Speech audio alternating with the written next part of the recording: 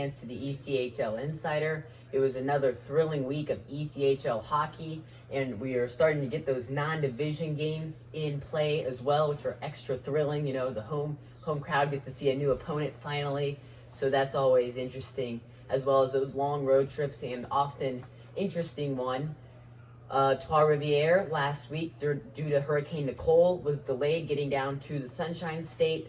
Their game on Friday was postponed, maybe even canceled, and the Jacksonville Icemen had a new opponent that Friday night. The Orlando Solivers came in there and ultimately won by 5-2 score. Trois-Rivières went on to lose to Jacksonville Icemen on Saturday night, but then was able to rebound and get the win against the Orlando Solivers in the Amway Center on Sunday by a score of 2-1. Let's get you now to some stats about the North Division as well as the Mountain Division, and then we will jump into this week's top 5 games. The Worcester Railers broke the ECHL record for the most wins to start a season. They went 9-0 before their first loss. It was to the Adirondack Thunder, but they are now 10-1 with an overtime loss. They actually are not, though, the first place team in the North Division. Newfoundland has 21 points, 1 point more than them. They are 10-1 with with an overtime loss as that one loss, but they got a point from that, so they have 21 points, and the Worcester Railers have 20 points. The Mountain Division is also very interesting. 3 of the 4 teams that are in playoff division did not make the playoffs last year. That is the Kansas City Mavericks, the Wichita Thunder, and the Idaho Steelheads. And Idaho is leading the division right now. The only playoff team in playoff position that was in the playoffs last year is the Utah Grizzlies. So very, very interesting in that Mountain Division. Teams like Tulsa and Allen are having a rough start to the year. We thought they would be in the playoffs again with a strong roster, but they're having their troubles early in the season. Let's get you now to the top 5 games of the week.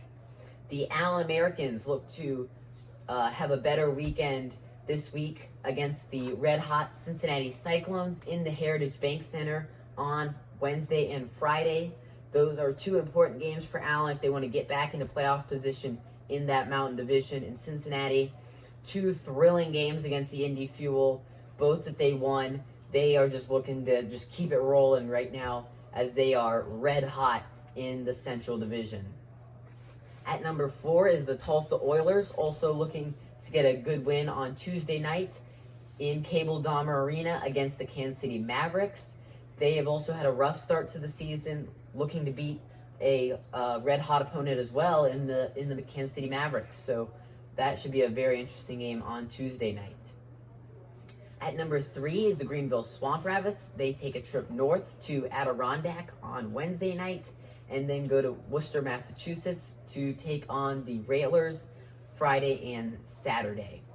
Very interesting road trip for Greenville. Big travel day and then going to multiple venues. That should be interesting, as well as they are in 5th place right now, trying to get into that playoff position, but a lot of months between now and the playoffs. So while these games seem not to matter, they will come March and April, because these are points you look back on and, oh man, I only lost a 1-goal game there.